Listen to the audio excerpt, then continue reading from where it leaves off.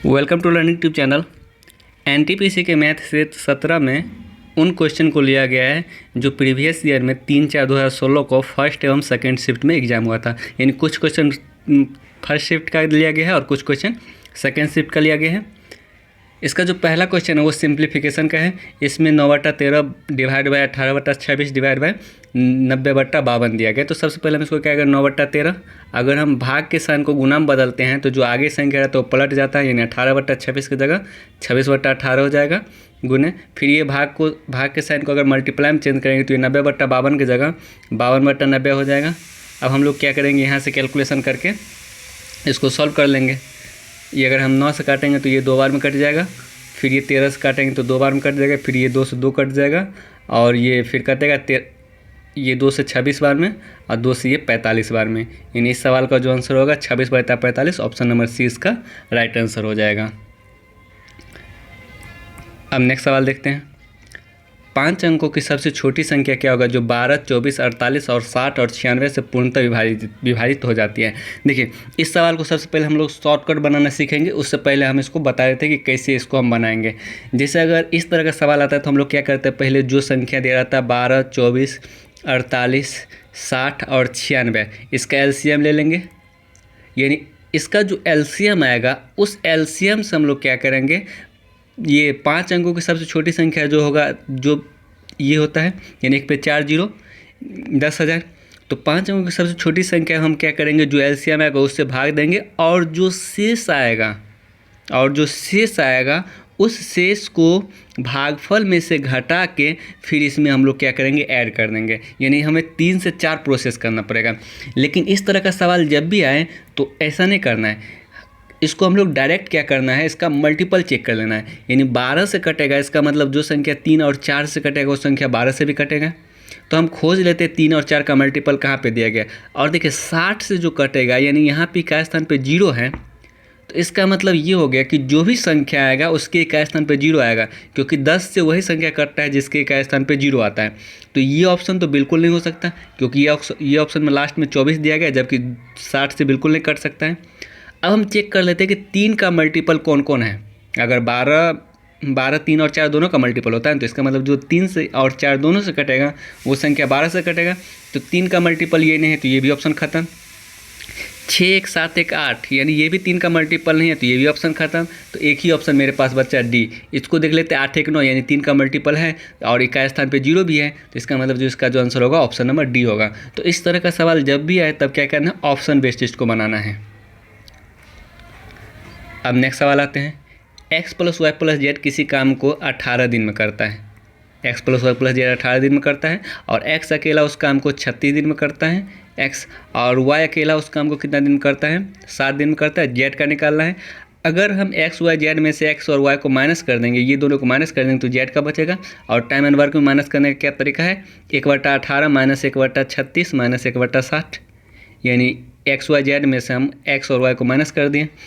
तो यहाँ पे एलसीएम जो आएगा वो कितना जाएगा, 180 होगा। देखिए ये सब का जो एलसीएम होता है वो सब याद रहना चाहिए, डिजिट से पकड़ में याद आना चाहिए कि एलसीएम क्या होगा।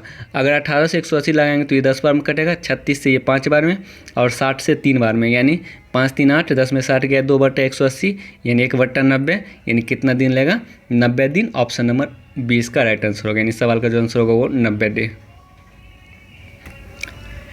अब नेक्स्ट सवाल आते हैं।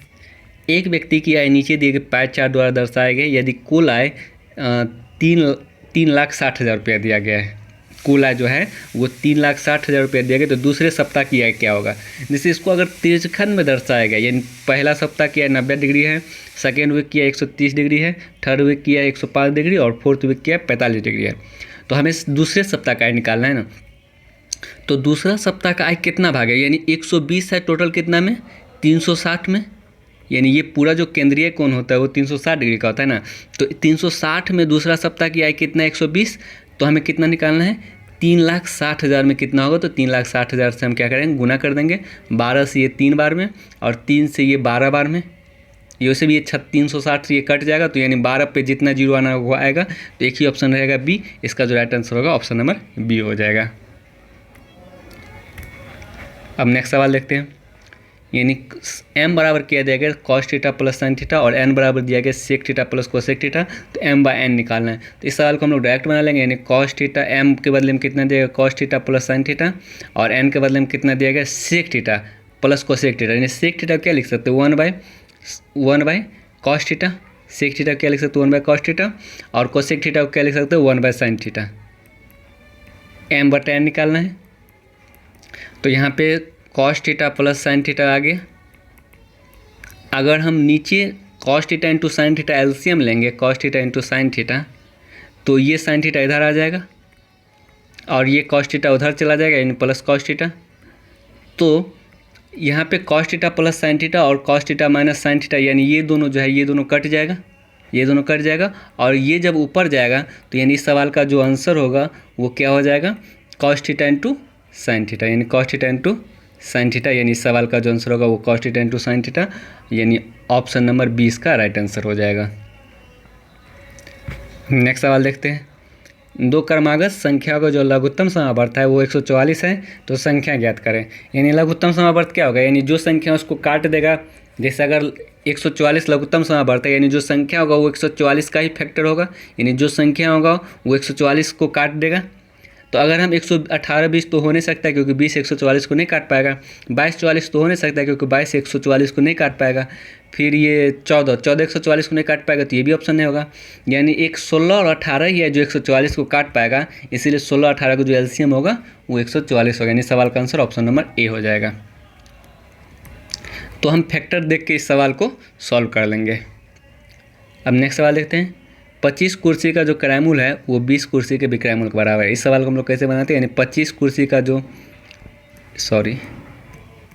25 का जो क्रयमूल है वो किसके बराबर है 20 कुर्सी के विक्रयमूल के बराबर है। ठीक है, तो हम क्या करते हैं, ये विक्रयमूल को काट के हम लोग नीचे लिख देंगे और ये 25 को काट के हम लोग नीचे लिख लेंगे। अगर विक्रयमूल को काट के नीचे लिखेंगे तो ये यहाँ पे आ जाएगा विक्रयमूल, और ये 25 को काट कर इधर आ लाएंगे तो यहाँ 25 आ जाएगा। इसका मतलब क्रयमूल अगर 20 रुपये है तो विक्रयमूल 25 रुपये हो जाएगा। तो इस स्थिति में हमें क्या होगा, लाभ होगा, क्योंकि विक्रयमूल ज़्यादा रहता है तो हमें लाभ होता है। और कितना का लाभ होगा, 5 रुपये का लाभ होगा। क्रयमूल कितना पे 20 पे गुने 100, यानी 5 से ये 4 बार में कटेगा और 4 से ये 25 बार में कटेगा, यानी जो लाभ होगा वो कितना हो जाएगा 25% का प्रॉफिट हो जाएगा। यानी सवाल का आंसर ऑप्शन नंबर सी हो जाएगा।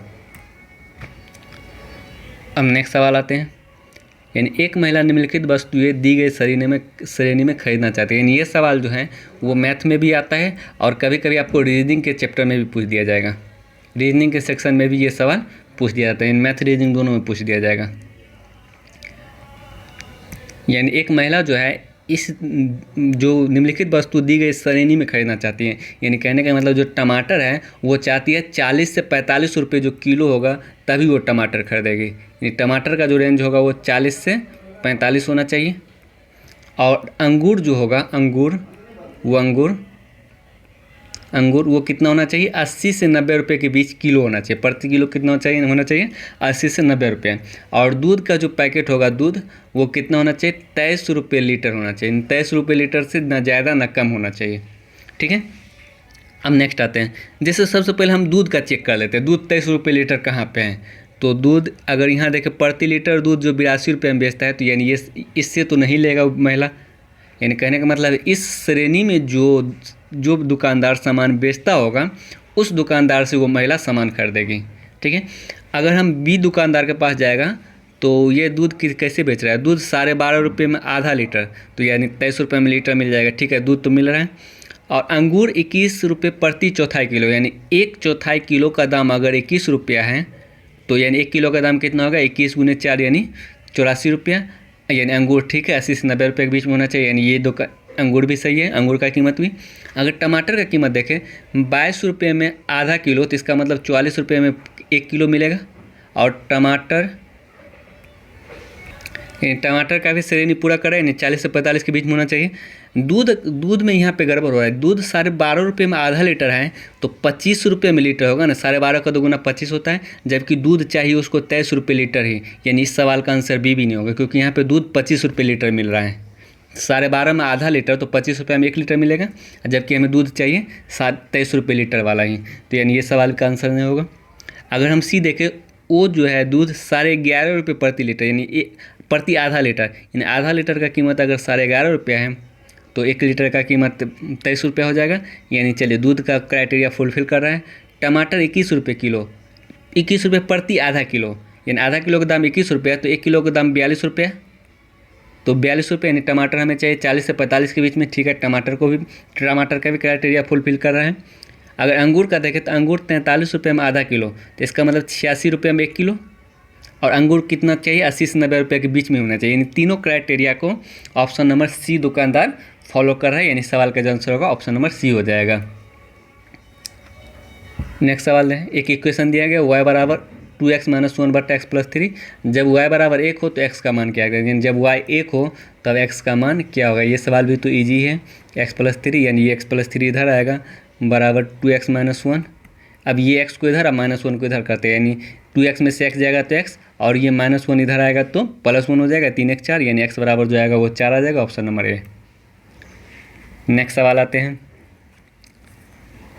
x एक सम संख्या है यदि, तो अगली विषम संख्या क्या होगा, यानी कोई सम संख्या के एक अंक के बाद ही विषम संख्या आता है। अगर x सम संख्या है तो x + 1 क्या होगा, विषम संख्या हो जाएगा, यानी ऑप्शन नंबर 20 का राइट आंसर होगा। अगर ये बोलता है कि अगली सम संख्या कब होगा, तो अगली सम संख्या जो होगा वो 2 के बाद आता है। यानी एक सम संख्या अगर x है तो अगला सम संख्या x + 2 होगा, यानी 2 के बाद सम संख्या आते रहता है। यानी लेकिन यहाँ पे विषम संख्या बोला ना, इसीलिए इसका जो आंसर होगा ऑप्शन नंबर बी हो जाएगा। यानी एक संख्या के बाद सम संख्या के एक आगे बढ़ने पर विषम संख्या आ जाता है। अब 424 देखते हैं, यदि a के पावर x + y बराबर 6 दिया गया है, यानी जब बेस सेम रहता है तो पावर को भी हम लोग सेम कर देते हैं। यानी यहाँ पे पावर x + y है और यहाँ पे पावर 6 है, यानी x + y बराबर 6। अब क्या बोला है, y जो है y से x 2 अधिक है, यानी x जो है वो y से 2 अधिक है, तो x का मान ज्ञात करना है ना। तो हम क्या करते हैं, ये क्वेश्चन को इसमें पुट कर देते हैं। ठीक है, तो x बराबर y + 2, यानी इसके बदले में लिख दे y + 2 + y बराबर 6, तो यानी 2y बराबर 4, तो y बराबर कितना हो जाएगा 2। जब y बराबर 2 आ गया तो x बराबर कितना हो जाएगा, 2 + 2 4, यानी सवाल का जो आंसर होगा ऑप्शन नंबर डी हो जाएगा। अब नेक्स्ट सवाल देखते हैं, 425 नंबर।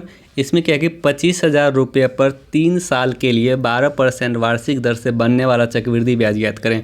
देखिए, अगर हम इसको बेसिक से बनाएंगे तो ये अमाउंट बराबर क्या हो जाएगा, P × 1 + R/100। ये सबसे पहले अमाउंट निकलेगा, पावर T।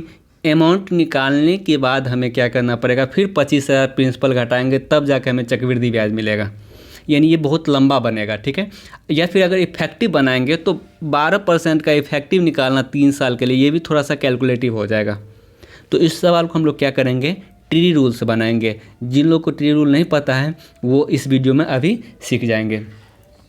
जैसे ट्री रूल से हम लोग कैसे बनाते हैं, चक्रवृद्धि ब्याज क्या होता है कि ब्याज पे भी ब्याज जो मिलता है, ब्याज पर जो ब्याज मिलता है उसको हम लोग क्या बोलते हैं, चक्रवृद्धि ब्याज मिलते हैं। यानी मूलधन पर तो ब्याज मिलेगा ही मिलेगा और साथ ही साथ ब्याज पर भी ब्याज मिलेगा।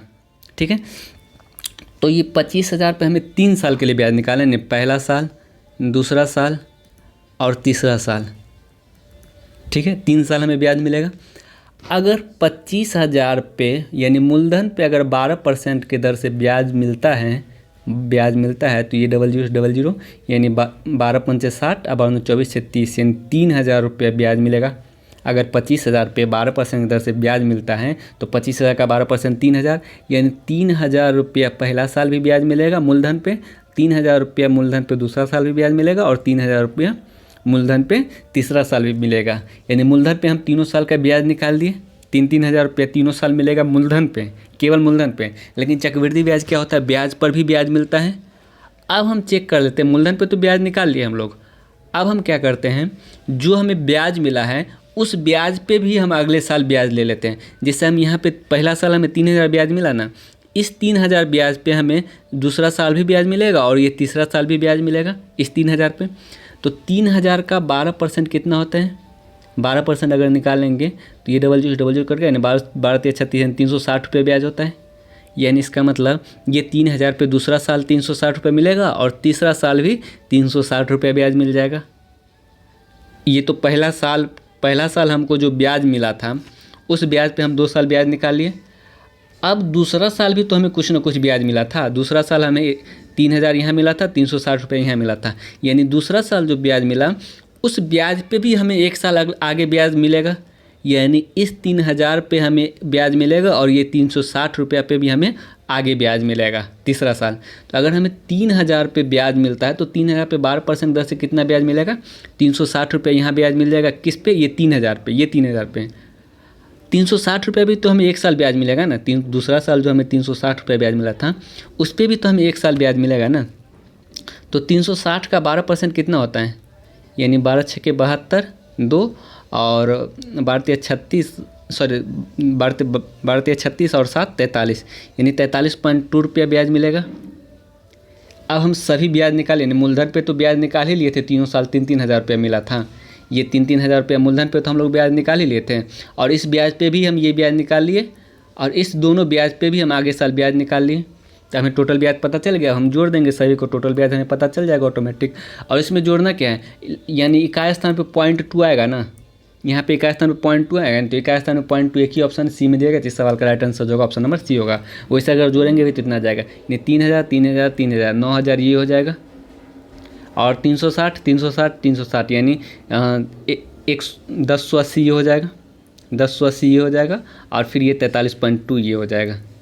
तो यानी 0.2 3 8 4 12 और 9 1 10, यानी 10,123.2, यानी ऑप्शन नंबर सी इसका राइट आंसर होगा। यानी हमें अगर इस तरह से सवाल बनाते हैं तो बहुत ही कम गुना भाग में हम इस सवाल को ईजी वे में बना सकते हैं।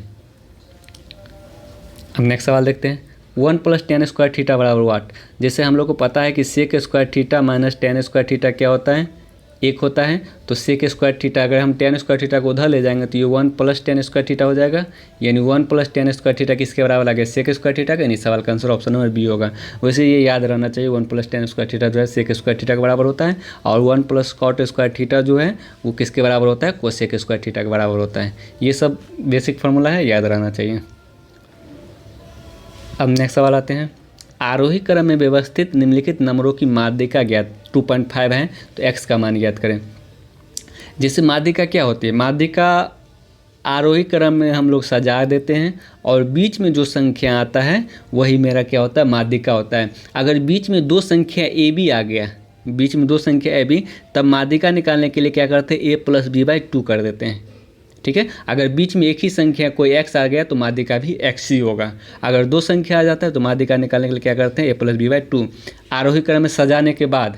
तो यहाँ पे बोला गया है कि सवाल में बोला ही गया कि हम इसको आरोही क्रम में व्यवस्थित किया गया है, तो हमें आरोही क्रम में व्यवस्थित नहीं करना है क्योंकि ऑटोमेटिक किया गया है। तो सबसे पहले देख लेते हैं बीच में कितना संख्या, यानी 4 संख्या हम इधर काट देते हैं और 4 संख्या इधर काट देते हैं, फिर 1 संख्या इधर काट देते हैं, 1 संख्या इधर काट देते हैं, यानी बीच में 2 संख्या आ गया, यानी 2 और x आ गया। जब बीच में 2 संख्या आता है तो माध्यिका कैसे निकालते हैं? दोनों को जोड़कर 2 से डिवाइड कर देंगे तो माध्यिका आ जाएगा। और माध्यिका कितना देगा? 2.5 दिया गया है, यानी 2 + x बराबर कितना हो जाएगा? 5, यानी 2.5 को गुना करेंगे तो उधर तो x बराबर कितना हो जाएगा? 5 में 2 गया 3, यानी इस सवाल का जो आंसर होगा ऑप्शन नंबर 20 का राइट आंसर हो जाएगा। हम नेक्स्ट सवाल आते हैं। यानी इस जो डाटा दिया गया इसमें 9 का स्थानीय मान और अंकित मान का अंतर बताएं। स्थानीय मान क्या होता है? यानी देखते हैं कि हम जो 9 है वो किस स्थान पे, यानी इकाई, दहाई, सैकड़ा, हज़ार, यानी 9,000 का स्थान पे है, तो यानी 9 का जो स्थानीय मान होगा वो 9,000 होगा। ठीक है। वैसे भी हम लोग डायरेक्ट कैसे बनाते हैं? यानी 9 के बाद कितना संख्या है? 1 2 3, तो 9 के बाद 3 जीरो आ जाएगा। और अंकित मान बोले या जातीय मान बोले, दोनों सेम चीज़ है। अंकित मान बोले या जातीय मान बोले, तो जैसे 9 का अंकित मान 9 ही होगा, 3 का अंकित मान 3 ही होगा, 0 का अंकित मान 0 ही होगा, 1 का अंकित मान 1 ही होगा। तो यहाँ पे 9 का अंकित मान बोला गया तो 9 का अंकित मान 9 ही होगा। इस दोनों का अंतर पूछ रहा है, यानी यहाँ पे हो जाएगा 1 9 9 8, यानी 8,991, यानी सवाल का जो आंसर होगा ऑप्शन नंबर बी हो जाएगा। अब नेक्स्ट सवाल आते हैं। संजू एक काम को 16 दिन में समाप्त कर देती है। यदि वो अपने मित्र जेनी के साथ काम करे तो 12 दिन में समाप्त करता है। यानी संजू अकेला जब काम करता है तो 16 दिन लेता है। जब संजू और जेनी यानी मित्र के साथ काम करता है तो कितना दिन लेता है? 12 दिन लेता है। तो जेनी अकेला वही काम को समाप्त करने में कुल कितना दिन लेगा? यानी अगर हम संजू और जेनी के में से संजू को माइनस कर देंगे तो जेनी आएगा। और टाइम एंड वर्क हम लोग कैसे माइनस करते हैं? a गुना b/a - b, यानी 12 में 16 गया 4, 4 से ये 3 बार में, यानी 16 × 48 दिन, यानी अगर जेनी अकेले काम करेगी तो कितना दिन लेगी? 48 दिन। ऑप्शन नंबर ए इसका राइट आंसर हो जाएगा। अब नेक्स्ट सवाल आते हैं। एक व्यक्ति एक निश्चित गति से चलता है और अपनी मंजिल पर 1 घंटा 40 मिनट में पहुंच जाता है, जो 6 किलोमीटर दूर है। यानी डिस्टेंस 6 किलोमीटर दिया गया और टाइम 1 घंटा 40 मिनट, यानी इसको लिख सकते हैं 1/40/60, यानी 20 दूना 40, 20 60, यानी 5/3 घंटा। यानी इस 40 मिनट को भी घंटा में बदल लिए। 5/3 घंटा में कितना दूरी तय करता है? 6 किलोमीटर दूरी तय करता है। तो यहाँ से हम उसका स्पीड निकाल लें। स्पीड बराबर क्या होता है? स्पीड बराबर डिस्टेंस बाय टाइम। डिस्टेंस कितना दिया गया? 6, और टाइम कितना दिया गया? 5/3, यानी 3 ऊपर जाएगा, यानी उसका जो स्पीड है 18/5 किलोमीटर पर आवर आ गया। ठीक है। अब क्या बोला है? यदि उसने दौड़कर वही दूरी 1 घंटा 20 मिनट में तय की तो गति में कितना का अंतर होगा? यानी अब यही दूरी, यानी यही जो दूरी है 6 किलोमीटर, उसको कितना देर में तय कर रही है? 1 घंटा 20 मिनट में। यानी 1 घंटा 20 मिनट को हम लोग क्या लिख सकते हैं? 1/20/60, यानी 20×3 यानी 4/3। तो अब इसका स्पीड कितना हो जाएगा? स्पीड कितना हो जाएगा? यानी 6 डिस्टेंस बाय टाइम, यानी 6/4/3 करेंगे तो ऊपर, यानी ये कितना हो जाएगा? 2 दूना 4, 2 तिया 6, यानी 9/2 हो जाएगा। तो यही दोनों में अंतर निकालना था। 18/5 और 9/2 में अंतर निकालना था। तो यानी 10 एलसीएम हो जाएगा। 18 दूना 36, 9 पंचे 45, 36 - 45, यानी 9/2 को पहले लिखना था। तो ये कितना हो जाएगा? 9/10, यानी 0.9 किलोमीटर पर आवर उसके गति में अंतर आ जाएगा। यानी सवाल का जो आंसर होगा ऑप्शन नंबर बी हो जाएगा। अब नेक्स्ट सवाल डीए से है। इसमें बताया कि यह बार छात्र इतिहास और भूगोल में 4 छात्र UVWX के प्रतिशत अंक को दर्शाता है। यानी ये जो 75 है वो प्रतिशत अंक को दर्शा रहा है। 63%, 87%, 80%, 70%, यानी प्रतिशत अंक को दर्शा रहा है। इसीलिए ये पढ़ना जरूरी रहता है, क्योंकि ये क्या चीज़ दिया गया है, ये हज़ार में दिया गया, प्रतिशत में दिया गया है, कि वो सब इसी ऊपर में ही लिखा हुआ रहता है, ये निर्देश में ही लिखा हुआ रहता है। तो प्रतिशत अंक को दर्शाता है। बार चार्ट पर विचार करते हुए उस पर आधारित सवालों का जवाब दें। इसमें क्या बोला है? भूगोल और इतिहास में प्राप्त कुल अंकों के औसत प्रतिशत में क्या अंतर है? देखिए, अगर इस सवाल को अगर सही से नहीं पढ़ेगा तो गलती कर सकते हैं। यहाँ पे क्या बोला जा रहा है? इतिहास और भूगोल, यानी इतिहास और भूगोल में प्राप्त कुल अंकों के औसत प्रतिशत। सबसे पहले इतिहास का अलग औसत निकालना पड़ेगा और भूगोल का अलग औसत निकालना रहेगा, औसत प्रतिशत निकालना रहेगा। उसके बाद उसका अंतर निकालना रहेगा। ठीक है।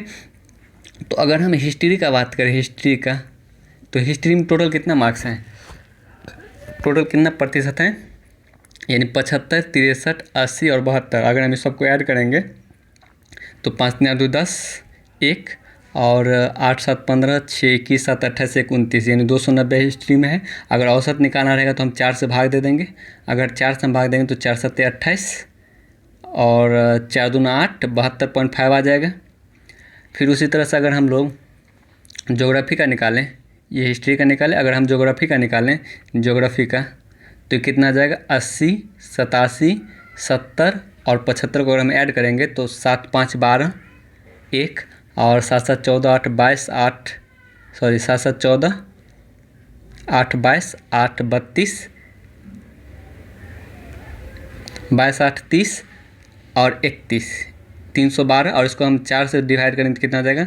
4 7 28 और 4 7 78%, ये आ जाएगा। तो इस दोनों का जो अंतर आएगा वो कितना का आ जाएगा? 78 में से अगर 72.5 घटाएंगे तो ये 5.5% का अंतर इस दोनों सब्जेक्ट के औसत में आ जाएगा। इस सवाल का आंसर होगा ऑप्शन नंबर डी हो जाएगा। नेक्स्ट सवाल क्या है? सभी छात्रों द्वारा इतिहास में प्राप्त प्रतिशत अंक का औसत क्या होगा? देखिए, इस सब सवाल डीआई का सवाल जब भी बना है एग्जामिनेशन में तो इसको एक जगह रखा कीजिए। एक जगह रखने से क्या फ़ायदा होगा? जैसे यहाँ पे इतिहास का औसत प्राप्त अंक क्या है, हम लोग हिस्ट्री का औसत निकाल चुके थे 72.5। अगर ये आपके सामने रहता तो आप डायरेक्ट इसको बिना बनाए हुए 72 पॉइंट टिक आउट करते, क्योंकि आप एक बार इस सवाल को बना चुके थे। तो इसलिए इस सब सवाल जब भी आए, डीआई का सवाल जब भी बनाना हो तो जो भी चीज़ लिखना है एक जगह कॉपी पे सही से लिखना है, ताकि उससे उस पर आधारित अगर आगे भी सवाल रहेगा तो हम उसको जो हम लोग कैलकुलेशन किए रहेंगे उससे हम लोग निकाल सकते हैं। अब नेक्स्ट सवाल देखते हैं। इसमें क्या है, दोनों विषय में सबसे अधिक संयुक्त प्रतिशत अंक किसके हैं, यानी इसका दोनों विषय में कितना हो जाएगा, 5 8 7 15 155% इसका हो जाएगा। और इसका दोनों विषय में कितना हो जाएगा, 7 3 10 7 4 14 15 यानी 150 हो जाएगा। और इसका दोनों कितना हो जाएगा, इसका भी दोनों 150 हो जाएगा। और इसका जो दोनों कितना हो जाएगा, 5 2 7 7 7 14 147। तो सबसे ज़्यादा किसका, 155, यानी यू का सबसे ज़्यादा है। यानी इस सवाल का जो आंसर होगा ऑप्शन नंबर डी, यानी जो यू का है वो सबसे अधिक प्रतिशत अंक है। तो आज का सेशन ये समाप्त होता है। ये सेशन कंटिन्यू रहेगा जब तक कि पूरा ख़त्म नहीं हो जाता है रेलवे एनटीपीसी, यानी एनटीपीसी में जितना भी शिफ्ट में एग्ज़ाम हुआ था सभी शिफ्ट को सॉल्यूशन हम लोग धीरे धीरे करके एग्ज़ाम से पहले इसको ख़त्म करना है। तो आज के लिए इतना ही। Thanks for watching.